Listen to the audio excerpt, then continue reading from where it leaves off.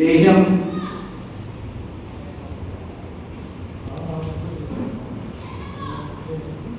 ప్రపంచంలోనే అత్యధికంగా యువకులు కలిగినటువంటి దేశం, యువకులు అంటే this is our country is a youth hub for the world. అంటే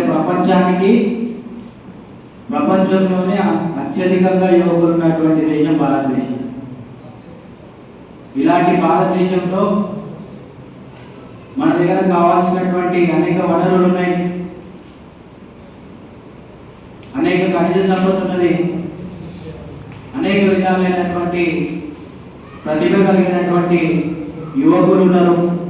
ప్రపంచ దేశాల్లో ఉన్నటువంటి అన్ని కంపెనీలకు భారతదేశంలో ఉన్నటువంటి భారత సంతతికి చెందినటువంటి వాళ్ళే మరి గూగుల్, మైక్రోసాఫ్ట్, యాపిల్, అదేవిధంగా అనేక గుర్తింపు కలిగినటువంటి కంపెనీలన్నింటినీ కూడా మరి మన దేశ సంతతికి సంబంధించినటువంటి వాళ్ళే ప్రాతినిధ్యం వహిస్తూ ఉన్నారు.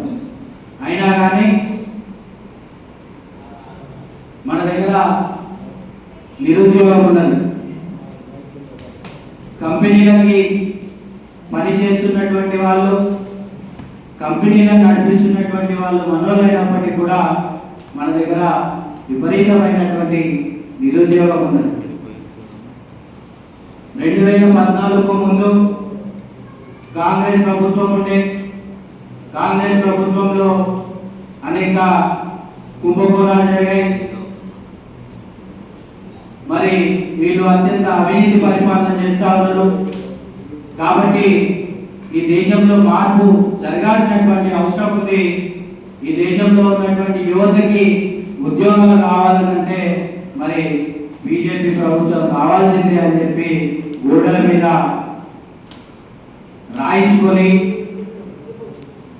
మీడియా చేసినటువంటి ప్రోపగండాల నేపథ్యంలో యువత ఈ యొక్క నరేంద్ర మోడీ ఉచ్చులో పడినటువంటి పరిస్థితి ఉన్నది. మరి నరేంద్ర మోడీ అధికారంలోకి వచ్చిన తర్వాత మరి ఎంత మేరకు యువకులకే కానీ ఈ దేశంలో ఉన్నటువంటి అనేక పరిస్థితులకు కానీ ఆయన ఏమాత్రం న్యాయం చేసింది అనేది మనం ఒక్కసారి ఆలోచించాల్సినటువంటి అవసరం ఉంది. మరి ఈ దేశం లోపల విద్య అనేది ప్రధానంగా ఒక అమ్ముడు సరుకుగా మారిపోయింది.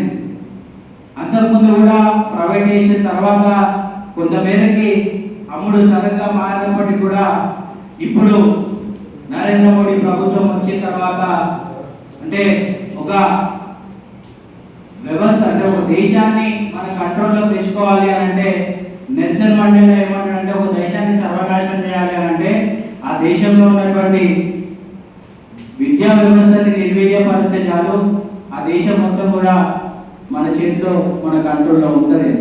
అందుకనే ప్రధానంగా బీజేపీ ప్రభుత్వం వచ్చిన తర్వాత వాళ్ళు విద్య పైన ప్రయోగాలు చేయడం మొదలు పెట్టారు. మతం పేరుతో రాజకీయాలు చేయడం మొదలు పెట్టారు. మతాన్ని విద్యలో చొప్పించే ప్రయత్నాలు సక్సెస్ఫుల్ గా జరుగుతూ ఉన్నాయి. అదేవిధంగా అందులో భాగంగానే ఏదైతే డార్విన్ థియరీ ఉందో, మనిషి మరి మనం చదువుకున్నప్పుడు సోషల్లో డార్విన్ థియరీ అని ఉంటుంది. దశల వారీగా ఆది మానవుడి నుంచి మానవుడిగా ఏ విధంగా ప్రక్రియ చెంది ఏ విధంగా అభివృద్ధి అయ్యాడని దాన్ని తీసేయడం అనేది జరిగింది. అంటే మనిషి ఒక దైవాంశ సంబుద్ధుడు ద్వారా పుట్టిండు, ఈ భూమి అదే విధంగా పుట్టింది అనేది ఒక సైంటిఫిక్ టెంపర్ లేకుండా యువతని మరి ఈ ప్రభుత్వాలు నిర్వీర్యపరుస్తున్నటువంటి పరిస్థితి ఉంది. అందులో భాగంగానే మరి విద్య పూర్తిగా ప్రైవేటైజ్ అయిపోతా ఉన్నది.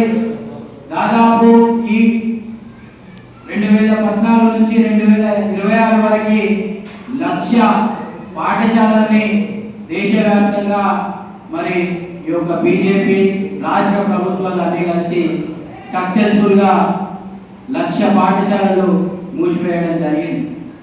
దగ్గర 13 లక్షల ప్రభుత్వ పాఠశాలలు ఉంటే ఇవాళ అవి 12 లక్షలకు చేరుకున్నాయి. అంతేకాదు ప్రైవేటు విద్యా సంస్థలు 1 లక్షకు పైగా కొత్త ఎస్టాబ్లిష్ చేయడం అనేది జరిగింది.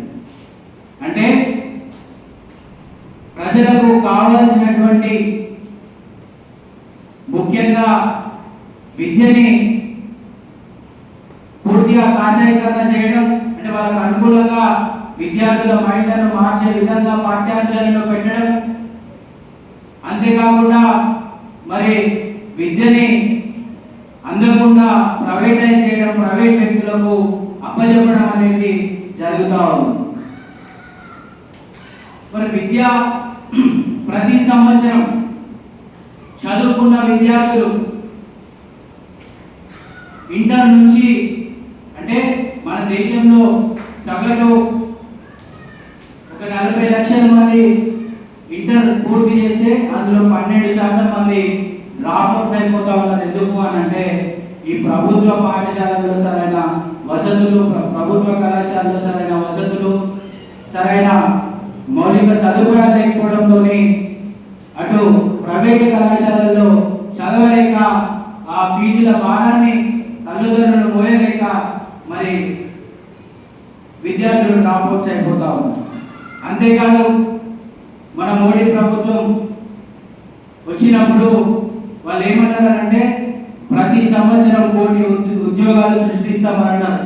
కానీ ఇప్పటి వరకు కూడా వాళ్ళు 1 కోటి ఉద్యోగాలు ఈ రోజు వరకు కూడా, అంటే దాదాపు 11 సంవత్సరాలు 12 సంవత్సరాల కాలం పూర్తి అవడం వస్తుంది అయినా కానీ ఇప్పటి వరకు కూడా వాళ్ళు 1 కోటి ఉద్యోగాలు సృష్టించలేకపోయారు. అంతేకాదు ఈ దేశంలో 2014కి 2026కు పోల్చుకుంటే 15% నిరుద్యోగం పెరిగింది. అటు విద్యా వ్యవస్థని పూర్తిగా నిర్వీర్యపరుస్తూ ఉన్నారు, ఇటు కొత్త కంపెనీలు ఎస్టాబ్లిష్ అవ్వడం లేదు, ఉన్న కంపెనీలను మూసివేయడం అనేది జరుగుతూ ఉంది.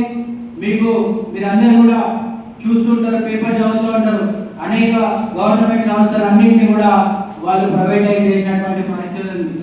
బిహెచ్ఎల్ అమ్మేషన్లు, హెచ్ఏఎల్ అమ్మేషన్లు, ఎల్ఐసి అత్యంత సంపద కలిగినటువంటి సంస్థ ఎల్ఐసి అమ్మేషన్లు, రైల్వేలో కొన్ని రూట్స్ ని ప్రైవేటైజ్ చేసారు, అదాని కంపెనీ చెప్పారు. మరి వీళ్ళు ఏం చేస్తా ఉన్నారు అని అంటే పూర్తిగా పెట్టుబడిదారుల మోచేతి నీళ్ళు తాగుతా ఉన్నారు. పెట్టుబడిదారులు ఏ పెట్టుబడిదారులు అయితే వీళ్ళకు డబ్బులు పెట్టి ఓట్లు వేయించిందో, ఏ పెట్టుబడిదారుల మీడియా అయితే వీళ్ళ కోసం ప్రచారం చేసిందో మరి వాళ్ళను వీళ్ళు ఊడిగం చేస్తూ ఉన్నారు తప్ప ప్రజల కోసం ఏం చేయడం లేదనేది మనం ఒకసారి గ్రహించాల్సినటువంటి అవసరం. బాబాసాహెబ్ అంబేద్కర్ అంటారు, విద్య పులిపాల లాంటిది, ఈ విద్యని, ఈ పులిపాలను ఎంత తాగితే అదే విధంగా పులిలా గర్జిస్తూ ఉంటారు అని బాబాసాహెబ్ అంబేద్కర్ అంటూ ఉంటారు. కానీ వాళ్ళకి తెలుసు విద్య పులిపాల లాంటిది కాబట్టి మొదటిగా విద్యని ధ్వంసం చేసిండ్రు. దాని తర్వాత వాళ్లకు అగేన్స్ట్ గా ప్రోగ్రామ్ చేసేది, ప్రొటెస్ట్ చేసేది, ఈ నిరంకుశ వైఖరిని ప్రజలకు వెలిగెత్తి చాటేది యువత కాబట్టి యువతను నిర్వీర్యం చేయడం కోసము ఇక్కడ సరైన వసతులు కల్పించక, వారికి సరైన ఎంప్లాయ్మెంట్ కల్పించక, వారిని కూడా ఇబ్బంది పెట్టి ప్రజా ఉద్యమాలకు రానివ్వకుండా అనేక రకాల కుయుక్తులు పన్నుతా ఉన్నారు. కాబట్టి ఒక సామాజిక బాధ్యత కలిగిన యువజన సంఘంగా, అదేవిధంగా ఈ దేశంలో ఉన్నటువంటి మన దేశం ఒక సెక్యులర్ కంట్రీ. ఇవాళ మనం బయట పోయి నేను ఒక సెక్యులర్ అని చెప్పుకోవాలంటే ఒక ఆలోచించాల్సినటువంటి పరిస్థితులు. ఎందుకంటే ప్రతిరోజు మతాలను సృష్టిస్తూ ఉన్నారు. సెక్యులరిజం అనేటువంటి పదాన్ని కేవలం ఒక వర్గానికి కొమ్ము కాసే పదంగా మరి యువతలకు తీసుకెళ్లి మరి సెక్యులర్ ఈ దేశంలో వెన్నుముక అయినటువంటి సెక్యులరిజాన్ని కూడా ఈ యొక్క ప్రభుత్వాలు వెన్నుపోటుకొచ్చినటువంటి పరిస్థితి ఉంది. రాజ్యాంగాన్ని కూడా మార్చేయాలి, ఈ రాజ్యాంగం మనకు పనికిరాదనేటువంటి ఆలోచనని యువతలోకి తీసుకొస్తా ఉన్నాం.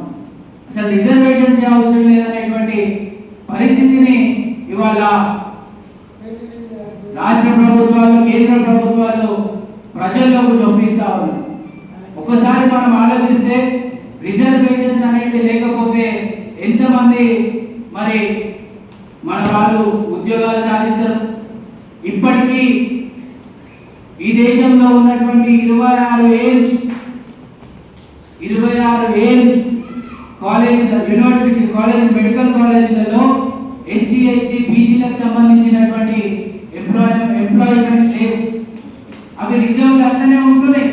దాన్ని మనం సాధించుకోవడానికి ఆ స్థాయికి వెళ్ళి చదివి ర్యాంకులు సంపాదించేటువంటి శక్తి మన దగ్గర ఇంకా రాలేదు. అయినా కానీ వీళ్ళు మరి రిజర్వేషన్ అనేది ఇది ఒక బ్యారియర్గా చూపెట్టి దీన్ని ధ్వంసం చేసేటువంటి కుట్ర పొందుతా ఉన్నారు. అందుకనే మనం ఒక భారతదేశ నిజమైన పౌరునిగా, సెక్యులర్ సోవరెన్, భారతదేశం రాజ్యాంగ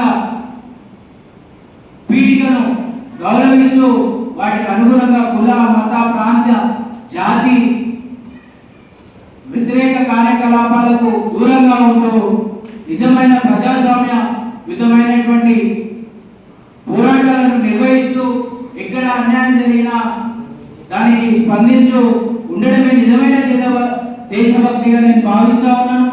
అదేవిధంగా ఈ యొక్క యువజన సంఘం కార్యక్రమాలను నిర్వహిస్తుంది భవిష్యత్తులో అని ఆశిస్తూ ఈ యొక్క అవకాశం ఇచ్చిన అధ్యక్ష వర్గానికి ధన్యవాదాలు తెలుపుతూ ముగిస్తాను.